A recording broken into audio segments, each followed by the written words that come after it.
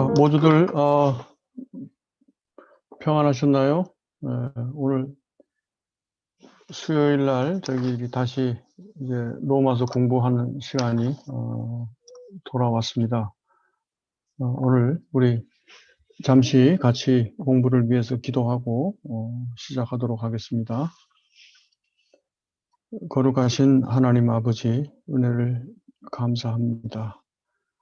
예수 그리스도로 말미암아 하나님의 거룩한 백성들이 되어 하나님의 거룩하신 말씀을 또 이렇게 함께 나누며 오늘도 주의 성령의 조명하심에 의지하여 우리 온 성도들이 함께 모여서 이렇게 함께 공부를 시작합니다.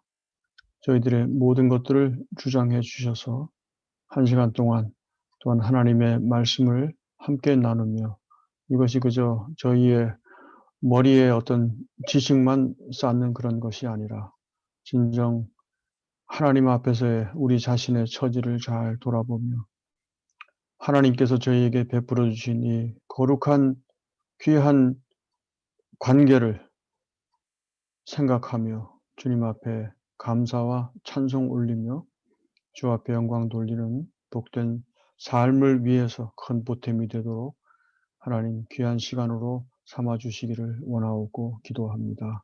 주님께서 함께 하셔서 전하는 자나 또 우리 모든 성도들에게나 동일하게 함께 역사하여 주시옵시기를 간절히 원하옵고 거룩하신 우리 구주 예수님의 이름으로 기도하옵나이다. 아멘. 여러분 노트 14번 노트를 아마 다 받으신 줄 아는데 우선 13장에 저 좀 잠시 더 말씀드릴 내용이 있어서 13장 노트를 잠깐 같이 봐주시고 그리고 이어서 14번 노트를 또 나눠보도록 하겠습니다. 제가 13장에 있는 하나님의 말씀 로마서 1장 18절부터 여기 14장에 있는 25절까지 성경 본문을 천천히 봉독해 드리겠습니다. 성경을 보시고 또 함께 말씀에 주의를 기울여 주시면 좋겠습니다. 로마서 1장 18절입니다. 하나님의 진노가 불의로 진리를 막는 사람들의 모든 경건하지 않음과 불의에 대하여 하늘로부터 나타나나니 이는 하나님을 알 만한 것이 그들 속에 보임이라. 하나님께서 이를 그들에게 보이셨느니라. 창세로부터 그의 보이지 아니하는 것들 곧 그의 영원하신 능력과 신성이 그가 만드신 만물에 분명히 보여 알려졌나니 그러므로 그들이 핑계하지 못할지니라. 21절입니다. 하나님을 알되 하나님을 영화롭게도 아니하며 감사하지도 아니하고 오히려 그 생각이 허망하여지며 미련한 마음이 어두워졌나니 스스로 지혜 있다 하나 어리석게 되어 썩어지지 아니하는 하나님의 영광을 썩어질 사람과 새와 짐승과 기어다니는 동물 모양의 우상으로 바꾸었느니라.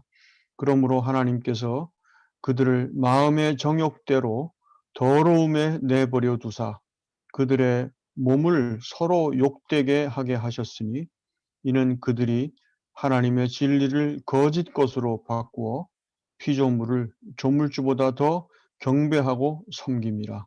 주는 곧 영원히 찬송할 이시로다. 아멘. 오늘 여기 노트 13장에 19절과 20절 말씀을 보면 이런 말씀이 있습니다. 이는 하나님을 알 만한 것이 그들 속에 보임이라.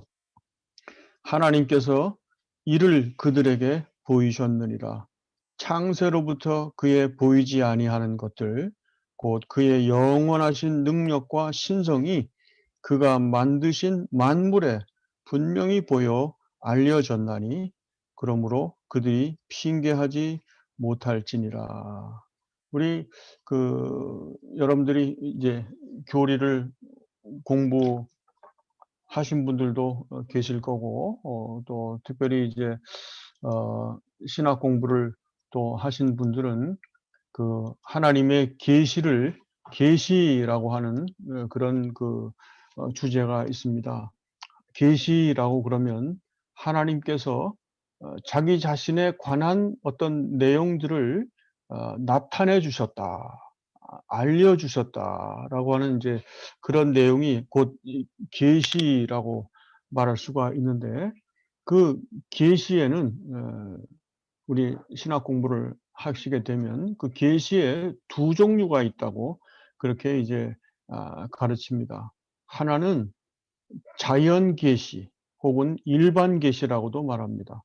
자연 계시 혹은 일반 계시, natural revelation 아니면 general revelation. 그래서 자연 계시 혹은 일반 계시가 있고, 그 다음에는 특별 계시라고 하는 것이 또 있습니다. 그러니까 말하자면 계시가 이렇게 두 종류가 있는데, 한 종류의 계시는 하나님에 대해서 자연을 통해서, 예? 이 삼라만상과 우리 살아가는 모든 인간 세상에서 겪는 이런 일반적인 그런 경험을 통해서 하나님에 대해서 일정 부분, 어떤 부분이 알려지도록 하나님께서 그렇게 역사하셨다는 것이고, 또 이런 일반적인 일상적인 그런 삶의 어떤 경험으로서는 도저히 알 수 없는 어떤 특별한 계기가 요구되고, 하나님 편에서 어떤 특별한 조치가 요구되는 그런 특별 계시가 또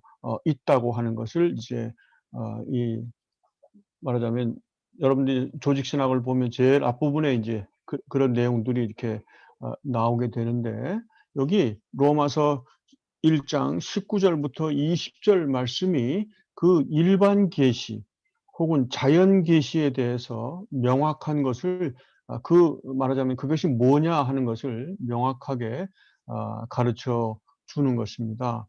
여기 1장 18절을 보면 하나님의 진노가 불의로 진리를 막는 사람들의 모든 경건하지 않음과 불의에 대하여 하늘로부터 나타난다라고 말씀하면서 하나님의 진노가 나타난다고 하는 것이죠.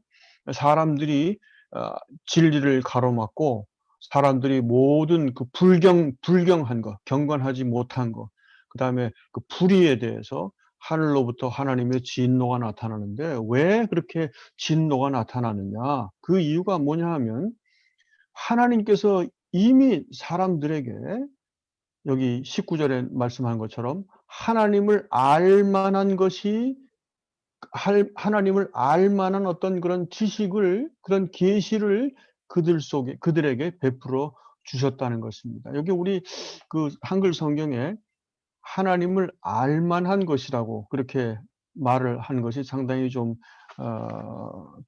뭐랄까요? 좀 애매하다고 말할 수도 있고, 혹은 또 좀 이렇게 아주 델리케이트하다고도 말할 수 있는데, 이걸 하나님에 대한 아주 명확한 지식은 아닙니다. 하나님에 대한 지식이다, 하나님을 아는 것이라 이렇게 말할 수는 없지만은, 그 정도의 수준까지는 올라가지 않지만은, 그러나 적어도, 예? 마치 말이죠. 우리가 창문에, 예? 창문에 이렇게 뭡니까 수증기가 끼어 가지고 바깥에 어떤 사람이 이렇게 있을 때 창문을 통해서 막 수증기가 막 끼어 있으면 뿌옇지 않습니까? 근데 그 앞에 어떤 사물이 있다는 거는 명확하게 알지만은, 그러나 그 사물에 대해서 그 사물의 어떤 생김새가 어떻고 그게 어떤 사람이 와 있다면 그게 누군지 명확하게 알 수는 없다는 것이죠. 뿌옇게 작은 그 존재에 대해서 어렴풋하게 알 수 있는 뭐 그런 상태라고 우리들이 상정할 수 있는데, 말하자면 이제 그런 것과 비슷하단 말이죠. 하나님에 대한 명확한 지식은 아닙니다. 하지만은 하나님이라는 분이, 예? 어떤 하나님이라고 하는 신적 존재가 계시다고 하는 것, 그 사실에 대해서는 알 수 있도록 어떤 어렴풋한 계시가 사람들에게 주어져 있다라고 하는 것이 여기 19절의 말씀입니다. 이는 하나님을 알 만한 것이 그들 속에 보임이라. 하나님께서 이를 그들에게 보이셨느니라. 이게 명확한 지식은 아닙니다. 하나님에 대한 아주 확실한 지식은 아니지만, 그러나 하나님이라고 칭할 수 있는, 우리 사람과는 전혀 구별되는, 무언가 이 온 세상을 지으신, 그야말로 우리들이 경배할 수밖에 없는 그런 위대한 분이 계시는구나 하는 것 정도는 알 수 있도록, 그런 요소를 하나님께서 그들에게 베풀어 주셨다는 것이죠. 그리고 여기 20절에 가서 또 말씀하기를, 창세로부터, 세상이 창조될 때로부터 그의 보이지 아니하는 것들, 그라고 하는 것은 하나님이죠. 하나님의 보이지 아니하는 것들, 곧 그의 영원하신 능력, 그리고 그의 신성이 그가 만드신 만물에 분명히 보여서 하나님이 계시다고 하는 것을 이렇게 다 드러내기 때문에, 아, 나는 하나님을 모른다. 하나님이 나에게 자기 자신을 보여주신 일이 없다. 이렇게 아무리 얘기를 해도 사람이 그런 식으로 하나님에 대해서 참 핑계할 수가 없다고, 여기 로마서 1장 19절, 20절 말씀이 이제 그것을 지금 말씀하는 것이란 말이죠. 우리들이 이제 흔히 여기 하나님의 진노 그러면, 하나님이 그를 인정하지 아니하고 그에게 경배하지 아니하는 모든 사람을 향해서, 여기 오늘 18절의 표현을 빌면, 불의로 진리를 가로막는 사람들의 모든 불경과 불의에 대해서 하나님의 진노가 임한다고 했는데, 어, 사람들은 그렇게 얘기합니다. 하나님이 자기 자신을 우리에게 명확하게 주셔서, 자, 내가 여기 있다. 그렇게 명확하게 알려주신 다음에, 그 다음에 무언가를 하나님에 대해서 인정하지 않는다고 벌을 하더라도 해야지, 아무것도 알려주시지 않은 다음에, 네? 그리고서 벌할 수 있느냐라고들 이제 그렇게 얘기를 하는데, 이런 성경에는 이런 명확하게 일반적인, 그러니까 예수 그리스도를 믿는 그런, 예수 그리스도에 대한 그런 구원 사역에 대한 특별한 하나님의 계시, 이것은 하나님께서 택하신 정해진 사람들에게 하나님께서 주의 성령으로 나타내 주시는 그런 특별한 계시인데, 이것 외에 하나님의 존재와 하나님의, 또 여기 20절에 있는 대로 하나님의 그 영원하신 권능, 능력, 그리고 하나님의 그 신성, 하나님의 도무지 사람이 범접할 수 없는 그런 초월적인 어떤 성격, 그것이 만물에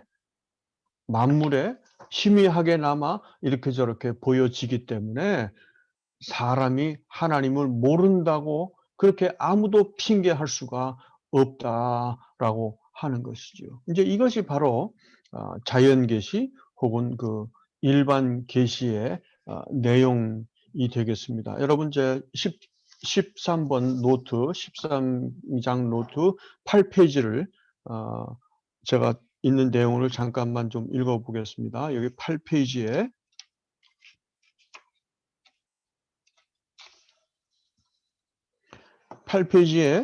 여기 밑에서 세 번째 문단이죠. 거기에 보면 제가 성경 본문을 인용했습니다.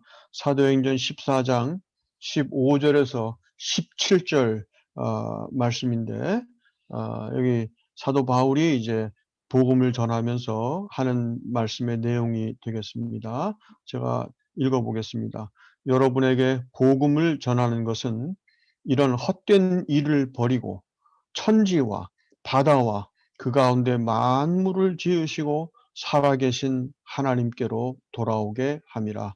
하나님이 지나간 세대에는 모든 민족으로 자기들의 길들을 가게 방임하셨으나, 그러나 자기를 증언하지 아니하신 것이 아니니 곧 여러분에게 하늘로부터 비를 내리시며 결실기를 주시는 선한 일을 하사 음식과 기쁨으로 여러분의 마음에 만족하게 하셨느니라. 여기 제가 밑줄을 쳐놓은 부분이 있습니다. 하나님이 자기를 증언하지 아니하신 것이 아니다. 하나님이 자기를 도무지 나타내신 일이 없는 게 아니라는 것이죠. 하나님께서 이 기왕에 있는 모든 자연 세계와 또 여기 비를 내리시는 것, 결실기를 주시는 것, 이런 모든 일들을 포함해서 과연 하나님이라고 하는 분이 살아 계시다라고 하는 것에 대해서 이렇게 알 수 있도록, 인정할 수 있도록 하나님께서 그렇게 자기 자신의 모습을 보여주셨다라고 하는 것이지요. 그래서 이제 사람들이 오늘날 그 하나님을 아는 지식에 대해서 의도적으로 거부하는 그런 사람들이 있습니다. 이 무신론자들이지요. 에이티이스트라고 그렇게 우리들이 영어로 얘기하는 그 무신론자들. 난 신이 없다. 신이라는 게 어디 있느냐라고 신을 이제 어 신의 존재를 부인하는 사람들이 있지만은, 그러나 우리 성경을 보면 이 실질적으로 이 세계의 모든 사람들에게는 일정한 신지식이라는 것이 있다. 하나님에 대한 일정한 지식이 있다. 무엇을 통해서? 자연 계시나 이런 일반 계시를 통해서 하나님이 자기에 대해서 어느 정도 알 만한 어떤 내용들을 이미 이렇게 보여주셨기 때문에 사람에게는 이와 같은 신지식이 있는 것이다라고 하는 것을 우리들이 생각할 수 있습니다. 이것이 오늘날 우리 그 전도에 있어서도 상당히 중요한 그런 어떤 하나의 그 콘셉트이, 하나의 그 개념이 됩니다. 우리가 나가서 사람들에게 예수 그리스도의 복음을 전할 때에 그들을 어떤 사람들로 보느냐? 난 하나님을 안 믿어요. 하나님 없습니다라고 이렇게 부인하는 사람들을 만날 때에 그 사람들이 지금 자기들 스스로 내면적으로 하나님께서 자기 자신의 존재를 어렴풋하게나마 드러내 보이셔서 다 하나님에 대해서 일정한 어떤 지식을 갖고 있는데, 그것을 죄로 인해서 그것을 덮고 그것을 거부하고 그것을 부인하는 상태에 있다라고 하는 것을 우리들이 그런 생각을 갖고 불신자들에게 나아가는 것이 필요하다 라고 하는 것이지요. 여기 제가 노트 9페이지에 두 번째 문단에서 인용을 했습니다만, 마틴 로이 존스가 로이 존스 목사님이 이런 부분에 대해서 이제 쓴 그 글입니다. 밑에 제가 영어도 혹시 이제 영어가 편한 분들을 위해서 제가 거기다 적었는데, 거기 앞부분에 영어 앞부분에 좀 미스프린트가 있어요. A universal sense of God is deep too. 요거는 여러분들 없애주시면 좋겠습니다. 그 뒤에 다운표 침대부터 인용한 것이라는 거 여러분들 그렇게 알아두시면 좋겠고요. 제가 한번 읽어보겠습니다. 지극히 높은 신에 대한 지각이 인간의 본성 속에 보편적으로 존재합니다. 심지어 신을 믿지 않는다고 말하거나 무신론자임을 자랑하는 사람조차도 신에 대한 지각을 지니고 있습니다. 싫든 좋든 그런 지각이 반드시 있는 것이요. 그렇기 때문에 구태여 그것을 부정하고 그것을 조롱하고 그것을 무시하려고 안간 힘을 다 쓰지만 그것은 곧 다시 말하자면 그 신지식이죠. 하나님에 대한 지식. 그것은 없어지지 않고 여전히 그대로 있습니다. 하나님에 대한 보편적인 지각. 이것이 인간의 존재의 의식 속에 깊은 곳에 있는 것입니다. 여러분 인류학자들, 오늘날 우리 20세기 들어서서 인류학자들이 있습니다. 인간의 원초적인 상태가 어떤 것이냐, 뭐 이제 그런 인간 존재의 본연의 모습을 연구하기 위해서 여기저기 문명의 때가 묻지 않은 사람들을 찾는다고 해서 원시림에도 들어가고 말이죠. 정글 속에도 들어가고 산골짜기나 이런 깊은 곳에 들어가서 어떤 인류 문명의 현대 문명의 때가 묻지 않은 그런 원시적인 사람들, 그런 사람들을 찾아다니는 그 인류학자들이 있습니다. 이제 그 인류학자들의 공통적인 견해는 뭐냐 하면 사람의 이 종교성이라는 것, 사람의 종교성이라고 하는 것이 사람의 존재의 어떤 본연의 모습이다라는 것을 이제 그렇게 인정을 하고 있습니다. 다시 말하자면 이 종교라고 하는 것이 사람이 그 문화가 발달하고 문명이 이렇게 발전해 감에 따라서 그 후 단계에 상당히 발전한 다음에 후 단계에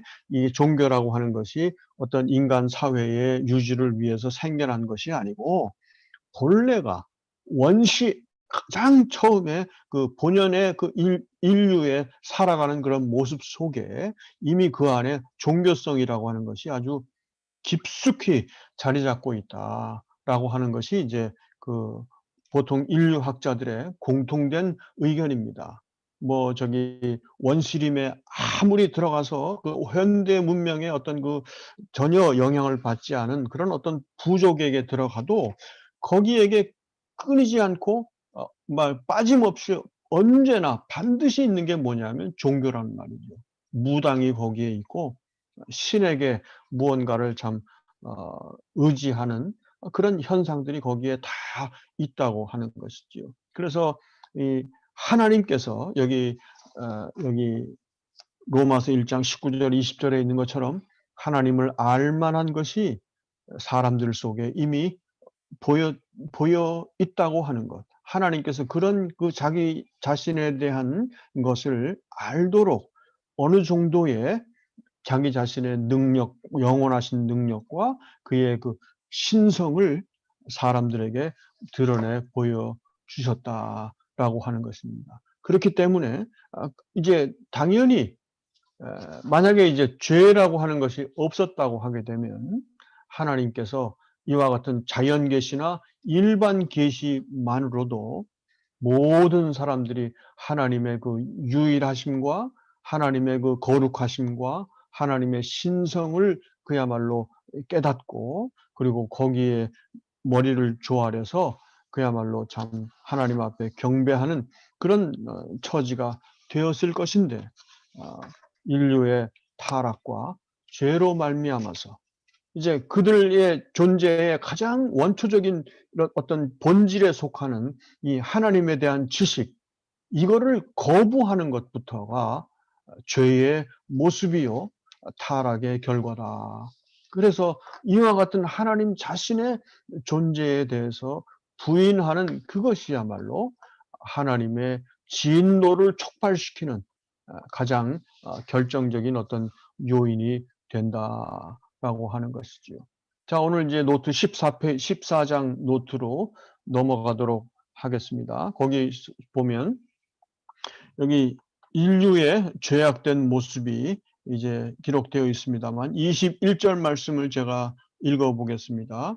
하나님을 알되 하나님을 영화롭게도 아니하며 감사하지도 아니하고 오히려 그 생각이 허망하여지며 미련한 마음이 어두워졌다라고 여기 사도 바울이 기록하고 있습니다. 하나님을 압니다. 하나님에 대해서 비록 그가 구체적으로 어떤 분이신지, 그가 죄악되고 하나님의 존재 자체를 부인하는 온 인류를 위해서 어떻게 구원의 방도를 세우셨는지 하는 이런 구체적인 내용에 대해서는 하나님께서 보편적으로 알리지 않으셨지만은 그러나 하나님께서는 보편적으로 온 인류에게 하나님 자신의 권능과 하나님 자신의 그 신성을 드러내 보여서 어느 정도 하나님에 대해서 인지하고 알도록 되어 있다는 것입니다. 그럼에도 불구하고 21절에 하나님을 그렇게 그 정도로 안다면 마땅히 하나님을 영화롭게 하고자 하는 그런 자세를 가져야 하고, 그다음에 그 하나님에 대해서 감사하는 자세를 가져야 마땅한데, 이 죄로 인해서 그들의 생각이 허망하여지고 그들의 기왕에도 미련한 마음이, 어리석은 마음이 거기에 캄캄하게 깜깜하게 어두워지기까지 했다라고 하는 것이 이제 그다음에 죄악된 인류에게 벌어지는 그런 현상이라고 하는 것이지요. 여러분, 우리가 온 인류에게 하나님이 의도하신 바는 하나님을 영화롭게 하는 것이고, 또한 그 하나님께 감사하는 일입니다. 그래서 우리 믿는 사람에게도 하나님을 영화롭게 하는 것, 그리고 그에게 감사하는 것, 이것이야말로 우리가 하나님 앞에 드릴 수 있는, 또한 하나님 편에서 우리에게 요구하시는 가장 중요한 어떤 그 가치라고 말할 수 있겠지요. 우리가 이것을 영화롭게 하고 하나님을 영화롭게 하고 하나님께 감사드리는 이 두 가지 요소를 한 가지 말로 우리들이 종합해서 정리하자면 이것이 하나님께 예배하는 것입니다. 예배라고 하는 것은 하나님을 영화롭게 하는 것이요, 그 하나님께 감사하는 것이다. 이 한마디로 이 모든 세상의 사람들이 하나님을 그렇게 알면서도 하나님께 예배하지 않고 오히려 그 마음의 생각이 헛된 대로 빠지게 되고, 기왕에도 그 미련한 그 어리석은 마음이 캄캄하게 되어 버려서, 여기 22절, 23절, 24절 쭉 그다음에 이제 뭐 1장 마지막 부분까지도 계속 이어집니다만, 그다음에 계속 이 죄가 가중되는, 죄의 모양이, 모습이 계속 가중되는 그런 어떤 현상들을 사도 바울이 이제 기록하고 있습니다. 여기 14장 노트 1페이지 맨 밑에 문단을 제가 한번 읽어보겠습니다. 이게 전체 그 문맥을 잡는 그런 내용입니다만 제가 한번 읽어보겠습니다. 첫째로 21절, 23절에서는 사람이 그 생각과 마음이 어두워져서 하나님의 진리를 가로막고 하나님을 버리고 갖가지 모양의 우상들을 만들고 하나님 대신 그것들을 섬기는 사악한 범죄에 빠져온 현실을 말씀합니다. 둘째로 24절에서 25절에서는 사람들의 이러한 죄악된 상태에 대해 하나님께서 그들을 향하여 진노를 발하셔서 그 마음의 정욕대로 더러움에 내버려 두셨고, 그리하여 남녀간의 추한 성적 문란이 성행하게 되었음을 말씀합니다. 셋째로 26절에서 27절에서는 한층 더 사악한 타락상이 제시됩니다. 하나님께서 그들을 부끄러운 욕심에 내어버려 두심으로 하나님이 남녀간의 성적인 관계를 위해 창조시에 베풀어 주신 건전한 순리를 저버리고 추악한 역리를 취하는 동성애가 사회에 만연되는 것입니다. 그리고 넷째로 28절에서 32절에서는 사람이 하나님을 마음에 싫어하여 하나님께서 그들을 그 상실한 마음대로 내버려 두심으로 온갖 사악한 행위들이 인간 사회 전체에 가득하게 되었음을 지적하고 있습니다.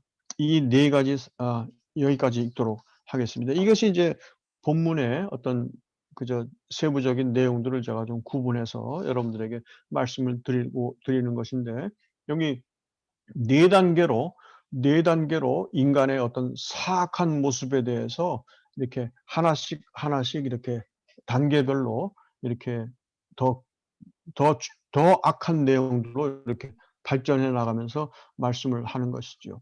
여기 오늘 우리가 다룰 21절에서 여기 23절 부분에서는 하나님의 진리를 가로막고 하나님 대신 온갖 우상을 섬기는 그런 방향으로 타락한 모습이 나타나는 것에 대해서 말씀하고, 그 다음에는 하나님께서 죄악된 상태에 대해서 하나님이 내버려 두시는 그런 역사가 나타납니다. 여기 내버려 두신다라고 하는 말이 요 문맥에서 3번 나타나거든요. 여기 24절, 25절에서 한 번, 26절에서 27절에서 또 한 번, 28절에서 32절에 또 한 번, 이 내버려 두신다라고 하는 그런 표현이 이제 이렇게 나타나게 되는데, 하나님께서 그저 그런 상태에 대해서, 인간의 죄악에 대해서 그냥 가만히 그냥 계신 것이 아니라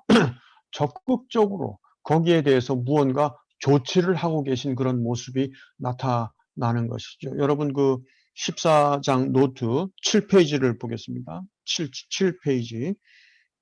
7페이지 보면 두 번째 문단에, 여기 제가 노트에다 좀 설명했는데 좀 읽어보겠습니다. 24절, 여기 24절에 더러움에 내버려 두사라는 문구에 나타나는 내버려 두사라는 동사는 이 문맥에서 2차례 더 나타납니다.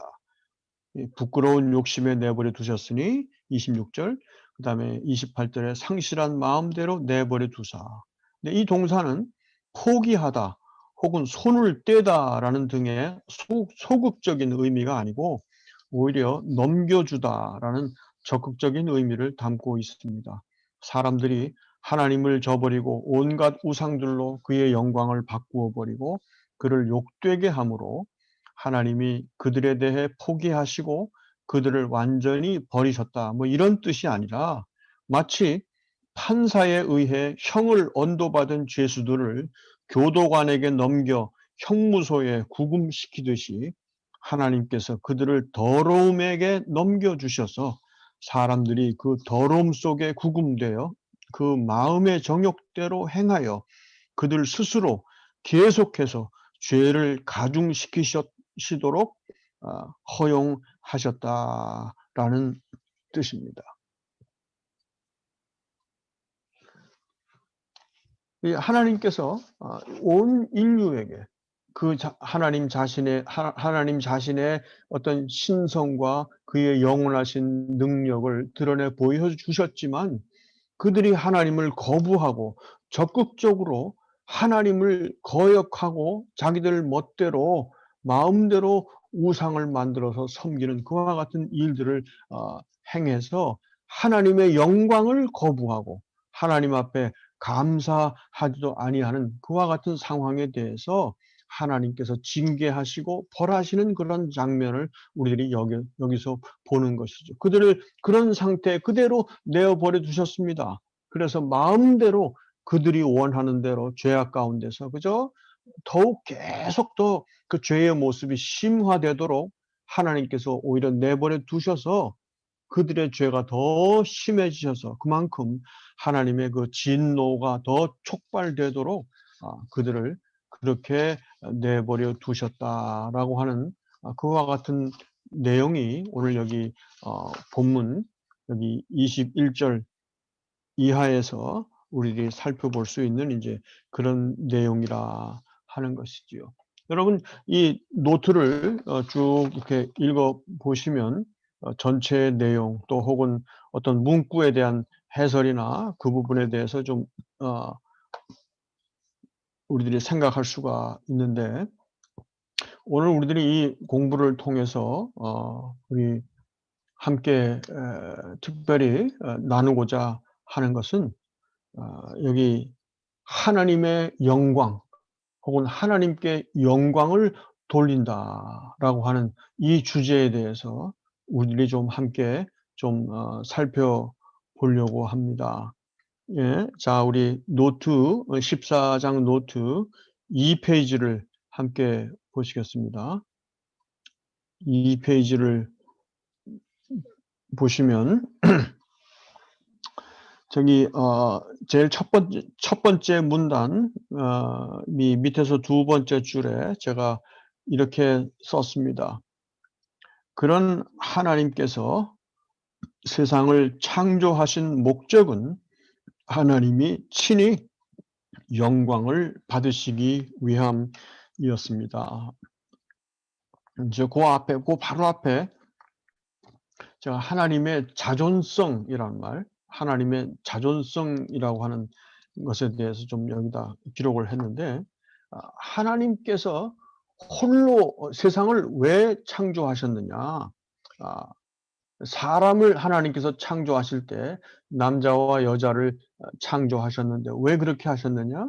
사람이 홀로 있는 것이 하나님 보시기에 합당치 않으셔서, 예? 뭐 배필을 주시기 위해서 사람을 남자와 그리고 여자로 창조하셨다라고 하는 말을 우리 창세기 1장에서 볼 수 있는데, 하나님이 세상을 창조하신 것은 그런 목적이 결코 아닙니다. 하나님이 홀로 계신 것이 뭔가 좀 불편하셔서, 하나님이 혼자 계신 것이 외로우셔서, 우리 흔히 말하는 대로, 그래서 사람들을 창조하셔 가지고 내가 혼자 있는 것이 내가 좀 외롭고 적적하니 사람들과 세상을 창조해서 내가 저들에게 뭔가를 받아야 되겠다, 이런 뜻이 아니고, 하나님은 창조하시지 않으셔도 그 어떠한 부족함도 없이 홀로 스스로 존재하시는 분이시다.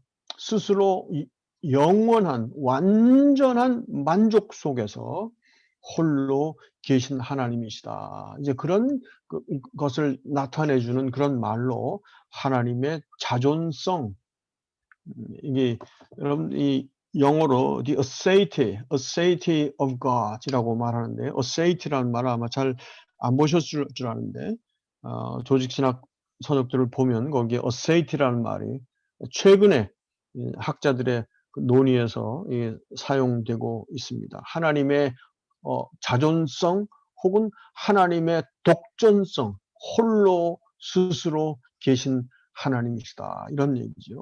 그런데 하나님이 세상을 창조하신 것은 하나님이 무언가 스스로 부족함이 계셔서 그 부족함을 채우시기 위해서가 아니라 하나님이 친히 영광을 받으시기 위해서 이 세상의 모든 만물을 창조하셨다는 것입니다. 그 밑에 제가 노트들을 성경 본문을 좀 여기 적었습니다. 그중에 이제 한두 군데만 제가 읽어보겠습니다. 맨 첫 번째 본문 이사야 43장 6절에서 7절 말씀이 되겠습니다. 내 아들들을 먼 곳에서 이끌며 내 딸들을 땅끝에서 오게 하며 내 이름으로 불려지는 모든 자, 곧 내가 내 영광을 위하여 창조한 자를 오게 하라. 그를 내가 지었고 그를 내가 만들었느니라. 내가 내 영광을 위하여 창조한 자라고 말씀합니다. 다시 말하자면 여기 하나님의 백성을 뜻하는 것이겠죠. 이 그들을 하나님께서 창조하신 것이 바로 그가 영광을 받으시기 위함이라라고 하는 그런 뉘앙스가 여기 본문 속에 드러내 있습니다. 여기 이사야 60장 21절에서도 네 백성이 다 의롭게 되어 영원히 땅을 차지하리니 그들은 내가 심은 가지요 내가 손으로 만든 것으로서 나의 영광을 나타낼 것인즉.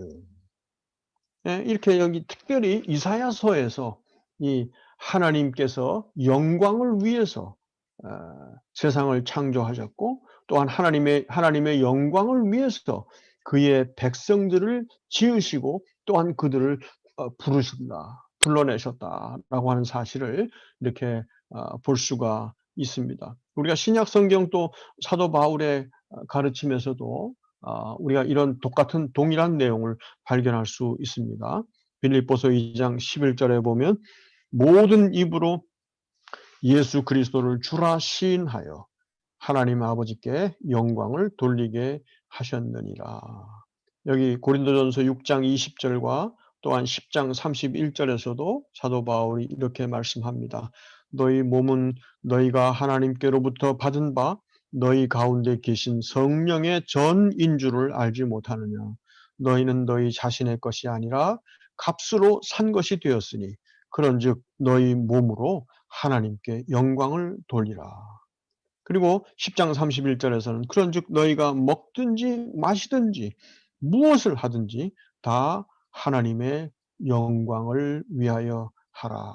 여기 하나님께 영광을 돌리는 것이 우리 인생을 하나님이 창조하신 또는 우리 하나님의 백성들을 예수 그리스도 안에서 부르신 궁극적인 목적이다라고 하는 것이지요.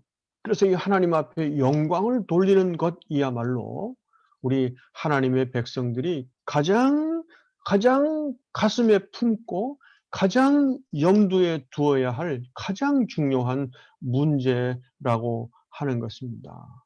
이것이 우리들이 오늘 그냥 어떤 립 서비스만이 아니라 우리의 입술로 그저 내가 하나님을 찬송합니다. 하나님을 영화롭게 합니다. 하나님께 영광을 돌립니다. 뭐 이렇게 말로만 하는 것이 아니라 이 하나님의 영광을 위해서 살아가는 이와 같은 정서, 이것이 우리 참된 하나님의 백성들, 예수 그리스도 안에서 구원받은 하나님의 백성들의 최고의 삶의 목표가 되어야 한다라고 하는 것이죠. 이것이 특별히 또 대단히 중요합니다. 여러분, 우상숭배라는 것이 뭔지 아십니까? 우상숭배. 뒤에 우상숭배에 대한 내용을 여기 본문에 나타나는 대로 뒤에 제가 해설하기 위해서 여러 페이지를 거기다 기록을 했는데 한번 쭉 읽어보시기를 바라고요. 그 우상숭배의 가장 근본적인 그런 그 문제점이 뭐냐 하면 하나님께 영광을 돌리지 않고 하나님께 영광을 돌려야 할 그것을 하나님이 아닌 다른 것에다가 돌리는 것입니다. 그리고 하나님께 돌려야 할 영광을 하나님이 아닌 다른 것에다가 돌리는 것일 뿐만 아니라 하나님께 돌려야 할 영광을 나 자신에게 돌리는 것이 또 우상 숭배입니다. 그래서 사도 바울은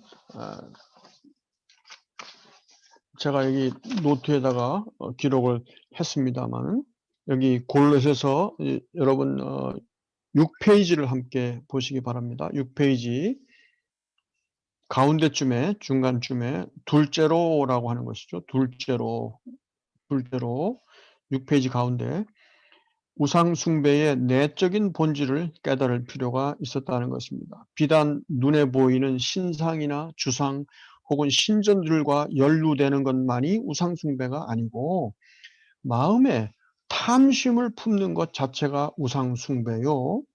골로새서 3장 5절에서 6절에서 말씀하는 것처럼 이것들로 말미암아 하나님의 진노가 임한다는 사실입니다. 바울은 또한 탐하는 자가 곧 우상 숭배자임을 말씀합니다. 에베소서 5장 5절입니다.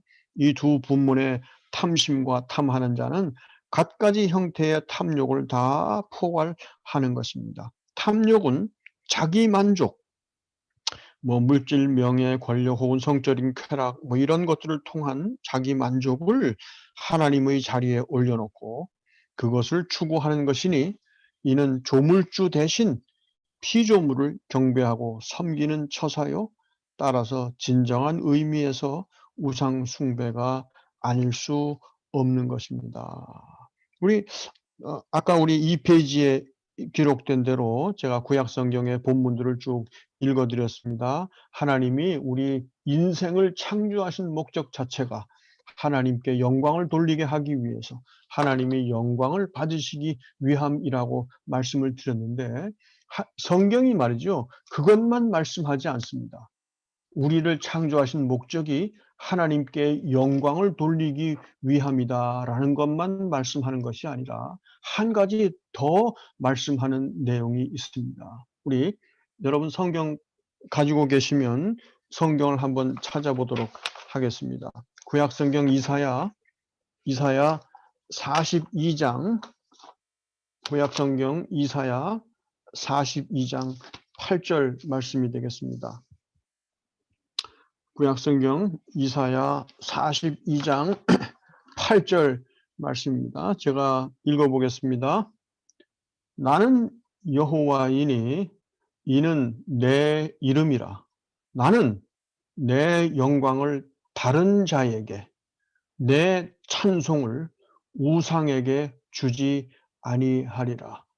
여기 하나님이 하나님 자신이 받아야 할 영광을 다른 존재에게나 혹은 다른 우상에게 양보하지 않으신다고 분명히 말씀을 합니다. 그래서 우리 다른 성경에 보면 나 여호와는 질투하는 하나님이라. 그렇게도 말씀하지 않습니까? 하나님은 질투하는 하나님이시다. 하나님이 자기의 영광을 절대로 다른 존재와 나누어 가지시는 분이 아니시라는 것을 또한 성경이 우리에게 가르쳐 준단 말이죠. 자, 우리 또 그 다음에 이사야 48장 11절 말씀을 보겠습니다. 이사야 48장 11절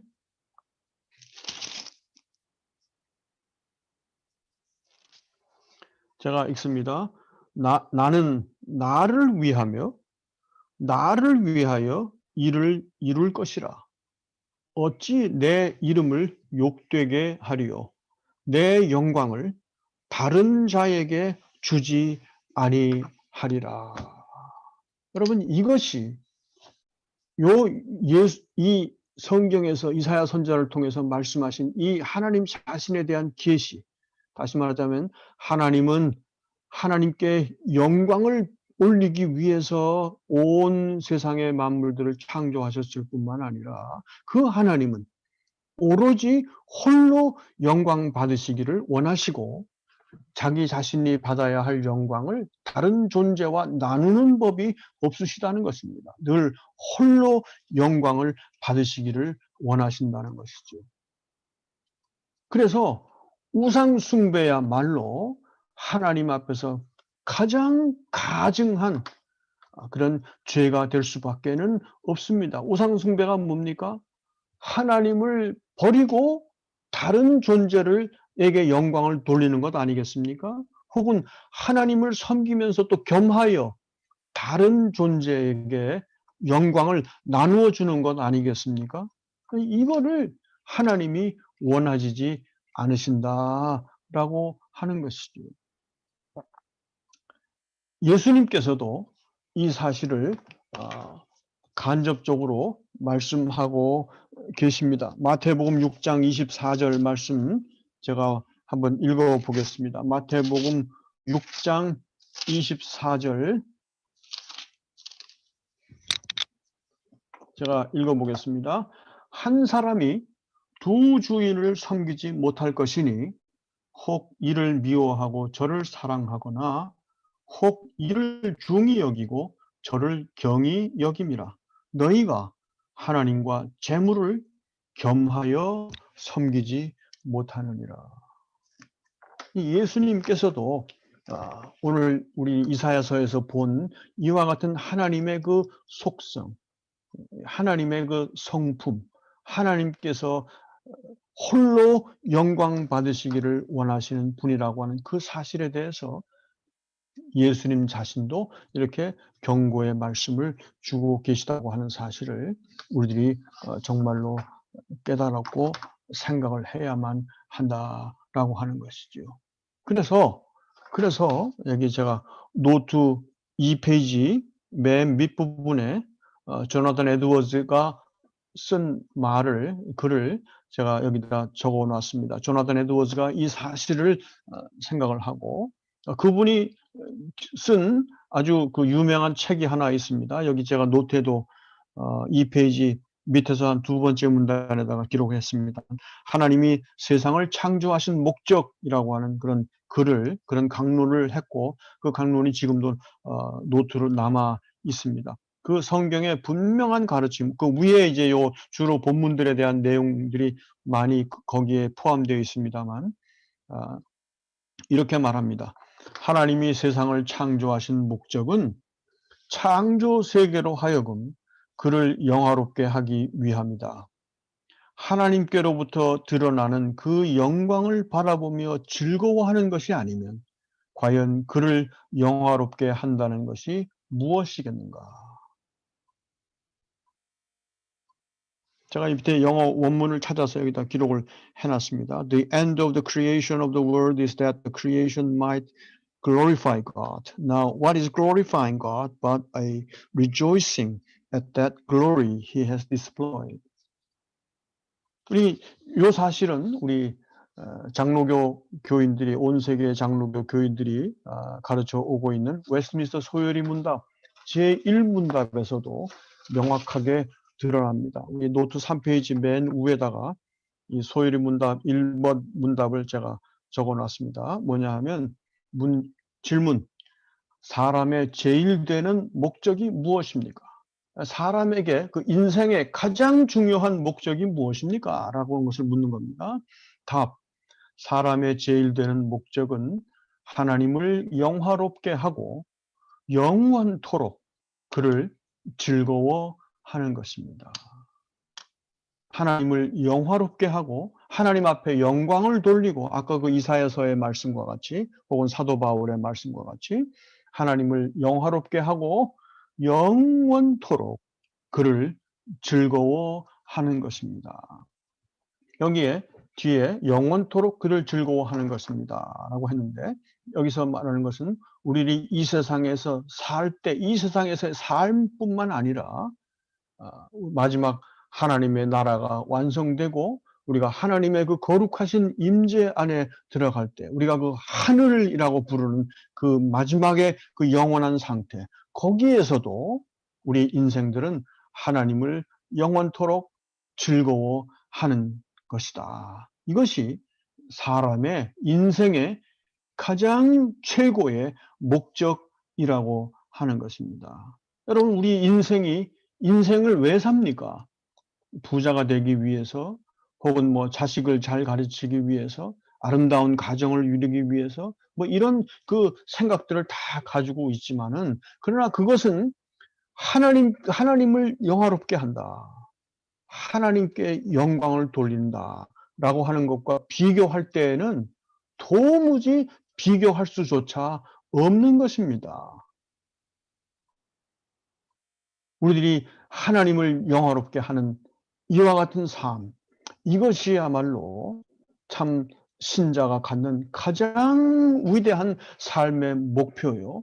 이것을 확실하게 발견한 사람이야말로 참으로 하나님 앞에서 하나님의 은혜를 받은 참다운 성도라고 말할 수 있습니다. 우리가 하나님에 대한 저 깨닫는 그런 성경 지식이 부족하다 할지라도 우리를 구원하신 하나님, 나를 창조하시고 나를 다스리시고 그리스도 안에서 나를 구원하셔서 하나님의 거룩한 백성 삼으시고 내 인생의 모든 것들을 주관하신 이 높고 높으신 하나님, 이 하나님을 영화롭게 하고 하나님께서 내게 맡겨주신 그런 모든 일들을 통해서 삶의 모든 분야에서 하나님을 영화롭게 하고 그를 높이는 그것을 가장 최우선의 가치로 여기고 그것을 위해서 늘 달려가기를 힘쓰는 그런 어떤 삶의 정서가 내 속에 있다고 하게 되면 정말로 삶의 가장 중요한 어떤 목적을 붙잡고 있는 것이고 이것이야말로 모든 세대에 참된 그리스도인에게서 나타나는 그런 아주 위대한 가치라고 하는 것을 여러분 우리가 그렇게 생각을 하고 그렇게 결론을 내릴 수가 있는 것입니다. 자, 제가 우리 성경을 한번 제가 찾아보도록 하겠습니다. 시편 84편 2절 말씀 제가 읽어보겠습니다. 시편 84편 2절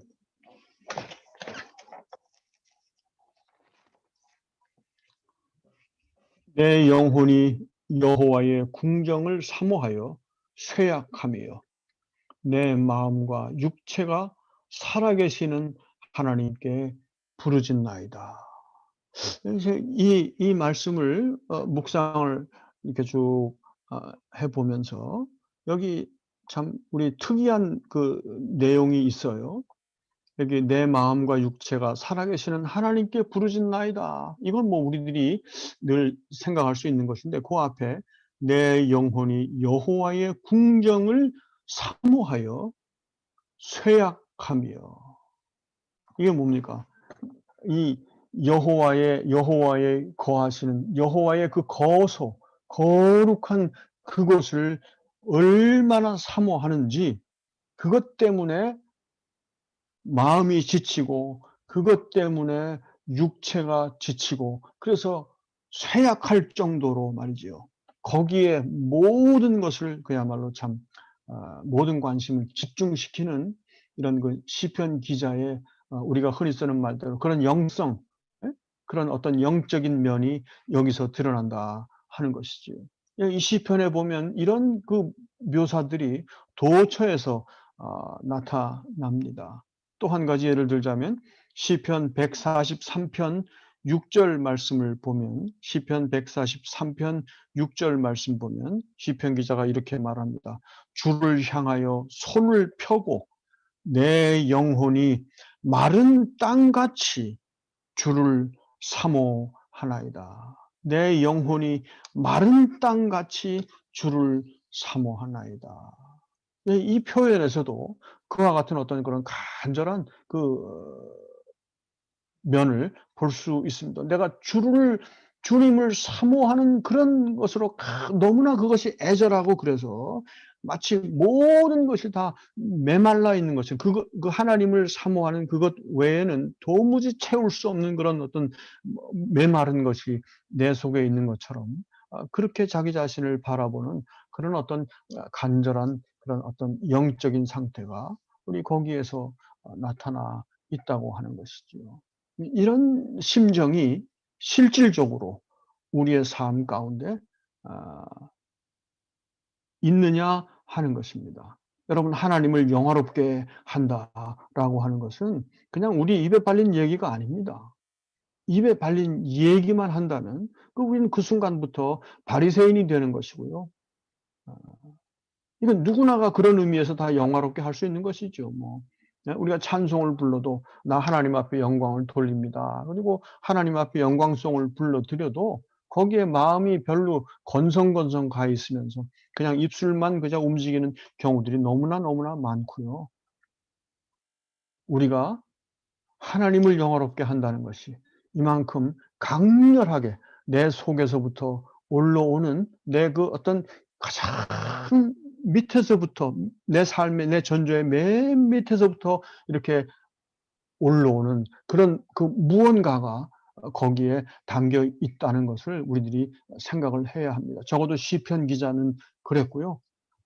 또한 신약 성경에도 우리 사도들에게서도 이와 같은 면들을 볼 수가 있습니다. 오늘 한 가지 예를 여러분들과 함께 좀 살펴볼 텐데, 우리 신약 성경 빌립보서를 같이 좀 보도록 하겠습니다. 빌립보서 3장,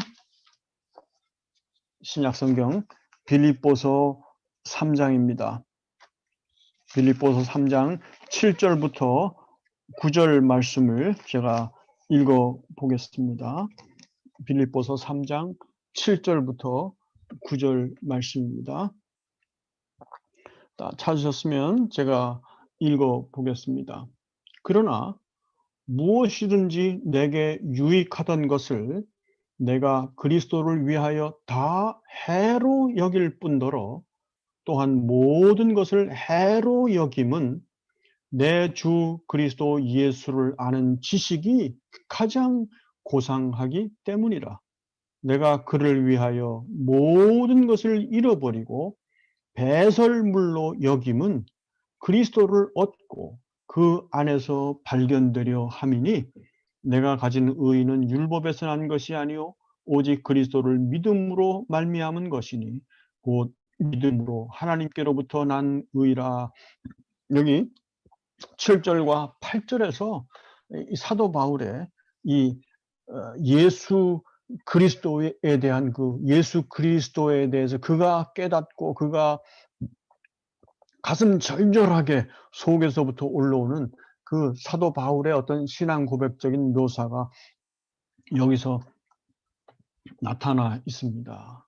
그는 말이죠. 하나님에게 영광을 돌린다 라고 말을 할 때 그냥 가볍게 그런 마음이 그냥 입에서 자동적으로 나오는 그런 식의 말을 하는 그런 분이 결코 아니었습니다. 이와 같은 어떤 이런 면에서 구구절절한 그야말로 아주 절절한 힌트가 우리 성경 본문들 속에서 계속 나타나고 우리 오늘 본문인 그 로마서 1장 21절부터 25절 말씀에도 그것이 나타납니다. 좀 이따 말씀을 드리겠고 우선 우리 빌립보서 3장 7절부터 8절 말씀에 거기 보면 사도 바울이 그러지 않아요? 내게 유익하던 것, 과거 예수 그리스도를 알지 못하던 때에는 그에게 그야말로 그가 스스로 굉장히 유익하다고 생각했던 그런 것들이 그런 요소들이 거기에 많이 있단 말이죠. 뭐 자기가 할례를 받았다는 것이나 또는 뭐 히브리인 중에 히브리인이었다는 것인가, 자기가 바리새인이라고 하는 것이라든가 뭐 이런 요소들이 자기에게 만족감을 주고 정말로 그것을 유익한 것이라고 귀한 것이라고 여겼는데 예수 그리스도를 위해서 그 모든 것을 다 해로 여겼다. 해를 주는 것으로 여겼다는 것이죠. 그러면서 말을 하기를 18절에 또한 그것뿐만 아니라 모든 것을 해로 여긴다. 왜? Why? 내 주 그리스도 예수를 아는 지식이 가장 고상하기 때문이라. 우리말 성경에 가장 고상하기 때문이다라고 말을 해서 우리들이 그냥 좀 고상하다라는 그런 표현을 우리들이 가끔씩 쓰기도 하는데 그것에 대한 뉘앙스가 여기 전해져 가지고 이것을 이제 그렇게 대입해서 그런 식으로 이제 이해를 하는 것이죠. 그런데 이게 무슨 뜻인가 하니 내 주 예수 그리스도를 아는 지식이 말이지요. 이 세상에 그 어떠한 지식과도 견줄 수 없는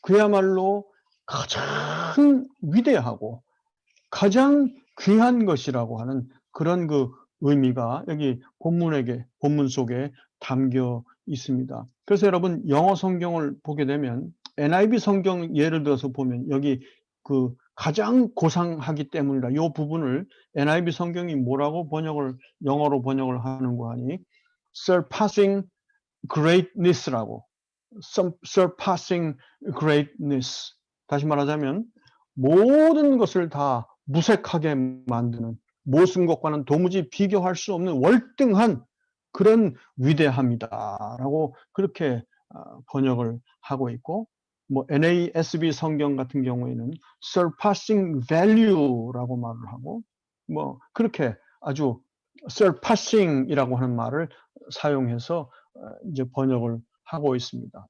다시 말하자면 예수 그리스도를 아는 그 지식 그것이야말로 사도 바울에게 있어서는 가장 위대한 것이고 이 세상의 다른 그 어떠한 것과도 도무지 비교할 수 없는 그런 무한한 가치를 지닌 것임을 사도 바울이 인식하고 그리고 그 예수 그리스도를 그렇게 알고 그렇게 날마다 나아가는 그와 같은 어떤 사도 바울의 어떤 영적 정서를 우리들이 이 빌립보서 3장 7절에서 이하에서 볼 수가 있다고 하는 것이지요. 오늘 본문에서도 우리 로마서 1장 21절 이하의 이 본문에서도 그런 면이 잠시 나타납니다. 여기 25절을 보겠습니다. 로마서 1장 25절을 보게 되면 이는 그들이 하나님의 진리를 거짓 것으로 바꾸어 피조물을 조물주보다 더 경배하고 섬김이라 라고 말씀이 끝난 줄 알았는데 그 뒤에 또 말이 이어지죠. 주는 곧 영원히 찬송할 이시로다. 아멘. 이게 뭡니까? 하나님께 올리는 영광송이라는 것이죠. 네? 그 앞에 그 뒤에 주는 곧 영원히 찬송할 이시로다. 아멘. 요 문구는 사실상 없어도 문맥상 전혀 문제가 되지 않습니다. 근데 사도 바울이 여기 그 앞에서 조물주라고 표현했지 않습니까? 조물주, 창조주라고 하는 문구를 표현한 다음에 그 다음에 우리 헬라어로 보게 되면 관계 대명사를 써서 그 창조주에 대해서 부연 설명을 하는 것입니다. 그런데 조물주가 계신데 그는 곧 영원히 찬송할 이시로다라고 그것을 또 아멘이라는 말을 써서 다시 재확인하고 있습니다. 이것은 이 편지를 요 문구를 요 부분을 사도 바울이 기록을 할 때 혹은 다른 그 어떤 대필자를 통해서 기록하게 할 때 그 사도 바울의 어떤 마음속에 있었던 그런 영적 정서를 잘 이렇게 암시해 주는 그런 표현이라고 말할 수 있겠습니다. 언제나 평상시에 그 하나님을 향한 뜨거운 찬송과 그분의 영광을 바라보는 그와 같은 아주 간절한 그와 같은 사도 바울의 정서가 여기서 드러난다고 말할 수 있지요. 그다음에 우리 아까 말씀한 빌립보서 3장 7절에서 8절 그 말씀에서도 이 예수 그리스도를 아는 그 지식, 그것이 얼마나 찬란하고 얼마나 영화로우며 얼마나 그것이 보배로운가 하는 것에 대한 사도 바울 자신의 아주 분명한 인식이 나타나 있다는 것입니다. 여러분, 우리가 예수 그리스도를 나아가서 선포하고 사람들에게 전할 때에 혹은 우리 믿는 사람들끼리 함께 모여서 예수 그리스도의 그 구원의 은혜를 함께 쉐어링하고 함께 나눌 때에 우리의 정서가 그와 같아야 된다고 하는 것입니다. 예수 그리스도를 뭐 옆집 아저씨께서 그저 조금 나에게 뭔가 참 큰 유익을 가져다 줘서 좀 고마운 점이 있는 뭐 그런 분처럼 그렇게 건성건성으로 대한 그런 자세는 참된 그리스도인으로서는 도무지 가질 수가 없는 것이다. 적어도 우리가 예수 그리스도의 십자가의 은혜로 구원받은 하나님의 백성이라고 하면 나를 구원해 주신 예수 그리스도를 보내셔서 나를 구원하도록 역사하시고 나를 택하신 그 하나님의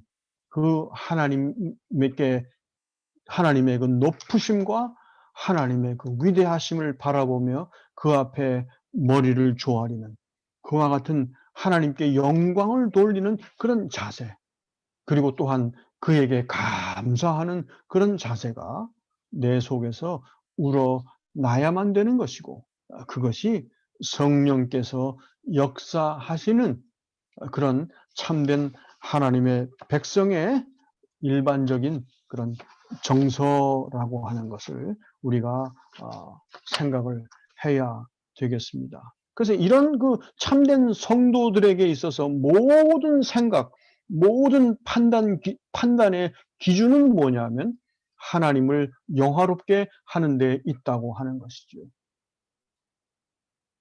그것이 그의 삶을 주도해가는 가장 중요한 어떤 하나의 원리라고 하는 것입니다. 참된 그리스도인은 모름지기 하나님을 영화롭게 하는 자요, 또한 영원토록 그 하나님을 그냥 영화롭게 하는 것으로 그치는 것이 아니라 그 하나님을 생각을 하고 그 하나님과의 교제를 사모하고 정말로 그분을 즐거워하는 그와 같은 영적 정서가 그의 생활 속에 깊이 뿌리 박혀 있다고 하는 사실을 우리가 다시 한번 좀 생각할 필요가 있습니다. 그래서 언제나 무엇을 하든 간에 정말 그리스도를 향한 그런 간절한 그런 그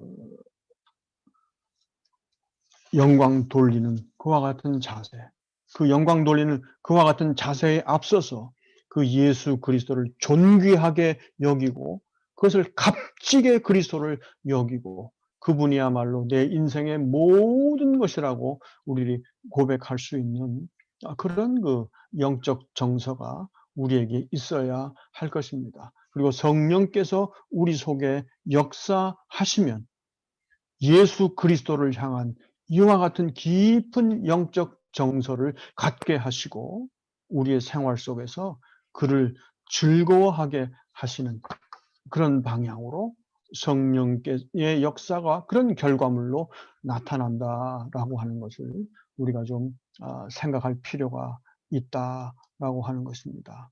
오늘날 우리의 신앙생활이 그저 이름에 발린 그런 신앙생활이 되는 경우도 많고요. 그저 건성건성 형식적으로 그저 우리들이 모든 일들을 그저 행하는 그와 같은 어떤 종교적인 행위로서의 예배가 참으로 많이 가득 차 있습니다마는, 그러나 우리가 예배를 드릴 때에 혹은 예배를 드리지 않고 평상시에 생활할 때에도 예수 그리스도의 그 구원의 은혜, 또 예수 그리스도의 그 높고 귀하신 성부 하나님의 찬란하신 능력과 그의 신성을 정말로 깨닫고 늘 순간순간마다 그 앞에 부복해서 그 앞에 엎드려서 절하는 그런 심정이 우리의 심정이 되어야 마땅하다라고 하는 것입니다. 오늘 시간이 가서 공부는 여기까지 하겠습니다. 우리 14장 노트 여러분들 좀 천천히 생각하시면서 쭉 읽어 보시면 아마 좀 도움이 되지 않을까 그런 생각을 합니다. 우리 다음 주에는 15장의 내용을 다루도록 하겠습니다. 우리 잠시 기도하겠습니다. 거룩하신 하나님 아버지, 은혜 주심을 감사합니다. 오늘 수요일 저녁을 맞이하여 하나님의 말씀 로마서에 게시된 내용의 일부를 저희들이 함께 살피며 하나님 앞에 영광을 돌리며 하나님을 영원토록 즐거워하는 그와 같은 정서가 무엇인지, 그것이야말로 우리 신앙생활의 가장 중심이라고 하는 사실을 다시 한번 새기게 하여 주시니 감사를 드립니다. 오 하나님, 이와 같은 말씀의 가르침의 그 거울에다가 우리 자신을 비추어 보며 하나님, 우리 자신들의 진면목을 발견할 수 있도록 도와주시고 우리의 연약함과 우리의 부족함과 우리의 죄악성을 깨닫게 하시고 하나님 앞에 주께서 놀라운 은혜로 저희를 베풀어 주시며 또한 주님을 더 선명하게 깨달아 내가 진정 하나님을 혹은 예수 그리스도를 영원토록 즐거워하는 그와 같은 값진 정서를 소유할 수 있도록 주께서 은혜 베풀어 주시기를 위하여 주께 늘 간구하는 그런 저희들 되도록 아버지여 저희를 붙들어 주시기를 원합니다. 오늘도 함께하여 주신 은혜를 감사를 드리고 하나님 앞에 영광을 돌리며 우리 주 예수 그리스도의 이름으로 기도하옵나이다. 아멘. 네, 여러분 감사합니다. 오늘 수요일 저녁도 이렇게 줌으로